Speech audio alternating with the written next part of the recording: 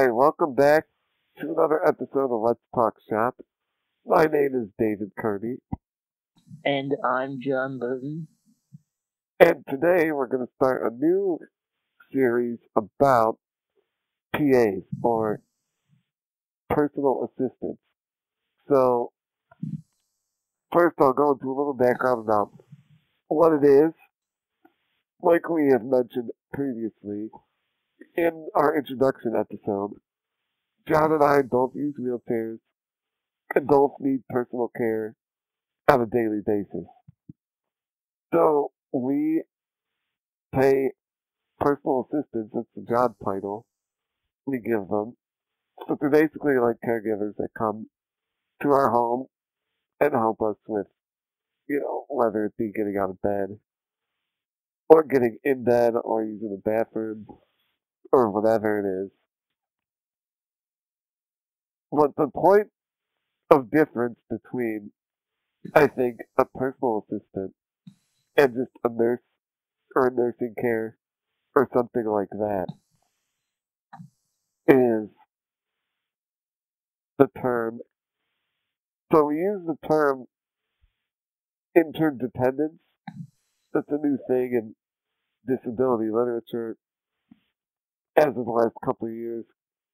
It basically puts a spectrum of completely dependent on one end, completely independent on the other end, and interdependent is sort of the middle ground, where instead of being completely dependent on the caregiver and being, you know, submissive and everything, we will, we sort of the term interdependent means that we depend on each other, so it's sort of like we're working as a team. You know, I don't know about you, John, but in my case, with my PAs, I like to direct them, give them sort of instructions, and then they take those instructions and, sort of do the task, and we kind of, I'll let them know if it's going well, if they need to do something differently. Yeah. There's like a training phase where you kind of have to spell out every instruction to them, and just gradually over time you sort of have a routine, and they've learned that routine, and they've learned the nuances of your care, and then you don't have to spell out every little instruction. They learn, and you kind of have like this um you become like a team, you know. Yeah, so the role is a bit different than in traditional nursing home care, where the patient just kind of is at the mercy of whatever the care team wants to do. They don't get to pick their schedule. They don't get to say, I want to wake up at this time.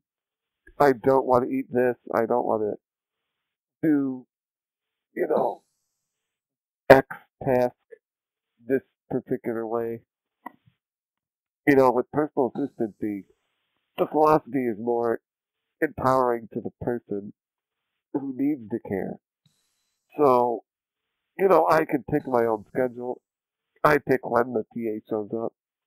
What time I want to get up or go to bed. It gives me more freedom than just, you take care of everything and I just do what you say. Yeah, and there are limits to that freedom. I mean, you can only have so many hours of care per personal assistant per week. There are certain tasks that um, aren't really PA tasks, like administering medication, things like that. Those are more nurse tasks. Oh. Uh, but yeah, for the most part, it's a lot more freedom. You build your own schedule. And there's just lots of benefits to being on the PA program. Just to clarify, that's a government benefit that goes to people with disabilities. Yeah. They decide how many hours you get, and they pay them and everything. But that's, we're not going to get into all the red tape of that. Yeah, it varies a lot from state to state. We could go on and on forever with all the bureaucracy of it. But what's really important is that there's these two distinct programs There's nursing, and there's the PA program, and we're going to talk about the PA program. Yeah, so, well, not necessarily the program, but just sort of but, there's two schools of Yeah, thought, it's a structure. typically, Yeah, right? The school of thought where the person with a disability should be this passive, subservient, yeah, patient, and that they don't know what's best, right? right, That's right. sort of an older model. Hmm. I mean, sometimes it's necessary, Yeah, right? There could be certain mental or cognitive disabilities that right. you're not able to know what's best, but And some people, they just don't have like the time or the energy to invest in scheduling and interviewing and all the extra tasks that come with being a PA type. right. Yeah, Or they might just have their family members do it, yeah, and not know that there's something better. yeah, Who yeah. knows? That's true. That's true. But, and then the other school of thought gives more freedom, more power of choice. Basically gives you more control over your own life Hmm. and how your care is administered. So, I think what we'll do now is go into a little of our own experiences with personal assistants. Like, I mean, at this point in my life, and I assume you too, John, that, Right. PAs are just a normal part of the day as much as, you know, eating dinner or, going to the bathroom are part of someone's day Yeah, yeah. routine. I mean, like everybody needs their space, but that's not always an option for us, just given how dependent we are on these people. But it's fine. It's not like I need that personal space or anything. But Right. But it wasn't always this way, right? Like, right, there right. was a time when I only ever knew my caregivers as my parents, Yeah, yeah. right? Not even my sister would help, That's kind of how we always start. Yeah, I think. right? So that was the only thing I knew.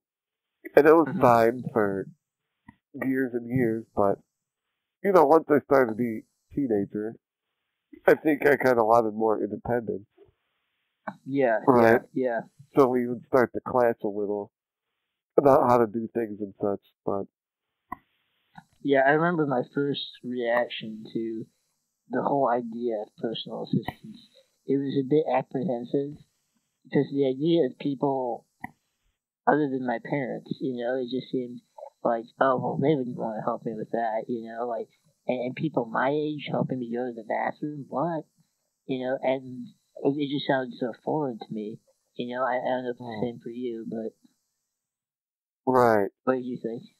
Yeah, I mean, I think I was ready and open to the new change, Yeah, but also it was different than anything I ever knew. yeah, it's different. I would say that's I would say my parents were more nervous about the change than I was, right? So I believe I was eligible for the program once I turned 18, or at least that's when I started. I don't know what the age is, but that's when I started. So, right around that time, I was also starting college, so we were, well, John and I started college at the same time. But yeah, that's when we first were going to be having personal assistance so we could, live in the dorm and everything. Yeah, well, do you have anything to add there? yeah. It's not something I was entirely ready for, but it's something I think I picked up quickly. I think by the end of the first semester of college, I kind of had, a good grasp of people on my network I should rely on. Or maybe you say the same Yeah, I yourself. think it's one of those things like you don't know, what's out there until you go get it. Like it's kind of you don't know what you're missing, kind of. Like, 'cause now I think I couldn't imagine going back to the old way of just my parents taking care of me. Yeah, yeah. You know, like I kind of accustomed to that freedom and control now. Right, right. Yeah, just having your own schedule, being able to stay up when you want, get up when you want, provided that you can find the people to, comply with that schedule. Also, it's it's very liberating, I would say. Uh, Yeah, so like I said, having a PA was at first was hard to just learn how to explain stuff to people. Like I was used to having my parents take care of everything, and I didn't really need to say anything. You know, I could just go on autopilot. They would sort of just do everything, and I never had to think about like, how do I put my shoes on? How do I put a shirt on? How do I do whatever? And it was kind of a new experience trying to put into words all this stuff. yeah. I know what you mean. And yeah, just hiring somebody and like having to make a schedule. It's it's not something you're just ready for. You kind of get thrown into it, and a lot of the times it's new for the PA. So, like as a PA, it's like their first job to be working for you. Yeah, So they're not used to kind of having this new regimen in their life. especially if it's all new, then you're both kind of learning what to do at the same time. Right. Which I think it self term interdependence well, Oh. because you're both kind of learning in that regard. Yeah, I mean, that was difficult because, you know, I suddenly had all these people looking to me for directions. Like, looking to me like, how do you do your shower routine? How do you do this? Like, how do you like your shoes tied? Like, I don't care. You know, Yeah, double knot, triple knot. I don't. yeah. But see, if you keep saying I don't care, like there's something you kind of learn. Oh wait a minute, I do care. I a special way I want to do that. Yeah, I just never really paid attention to what that way is, and then it's like it gets done wrong, and then suddenly you kind of have to learn mistakes and correct them. it's something where you never really put much thought into it until someone else is asking. You know, like, how many swipes of deodorant do you want? It's like, I don't know, three? It's Yeah, like, what's the normal amount? What do you do, you know? yeah, Like, it's something where, at first it was hard to get used to.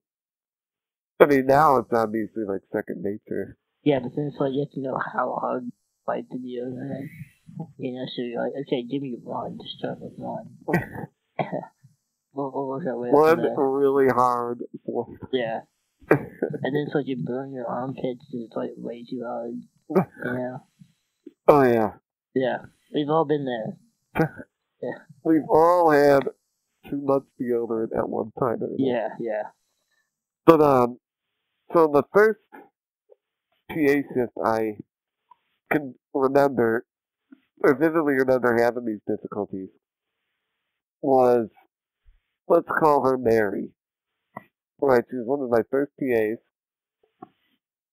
and not only was I new at explaining my routine, explaining what I needed to do, but I was also new at having people my own age, or anyone other than my parents, honestly.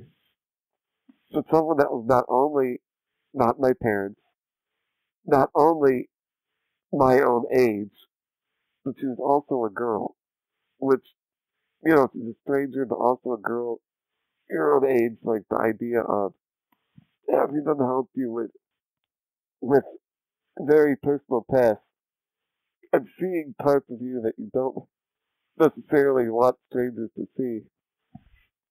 Um, I had so my first shift with her was very awkward. It was just kind of uncomfortable having to explain all this stuff, and also having to, you know, it was a shower shift, so I had to get completely undressed. It was just kind of embarrassing, a little scary at first. Obviously, that disappeared pretty quick, within a week or two. I was having 10, 15 different people helping me throughout the week, and I didn't bat an eye, but at first it's a little jarring. And to be honest, it's a little jarring in general to be left to your own devices to explain everything you need after never having to do that. But eventually, you do get used to it. You sort of, you basically hone your skills after that initial hurdle. You can only get better and better at it. You eventually learn how to manage your schedule, which TAs are best for which type of task. You start to pay attention to whose strengths are which and which are most appropriate. I could go on and on about the different nuances of managing TAs. We could speak for hours about it. But we're going to end here. Mercifully, we won't. Yeah. We'll spread it out into several episodes. We'll end here for now. I think it's a good overview of TAs in general. It's a different model for caregiving than traditional ones of... Yeah, it's a medical model, and it's just a different way to perceive disability as a whole. It's not one that many people consider. Like, most people don't have to deal with PAs, so it's good to stop and think about. If you like what you hear, we would love to hear your feedback. So if you listen to this on SoundCloud or YouTube, please subscribe, give us a like, a comment, if you have any thoughts. And also check out the Facebook page, see our mission, and what we're all about. The link to that will be in the description. This has been Let's Talk Shop. I'm David Kirby, signing off. I'm John Burton. I'm also signing off.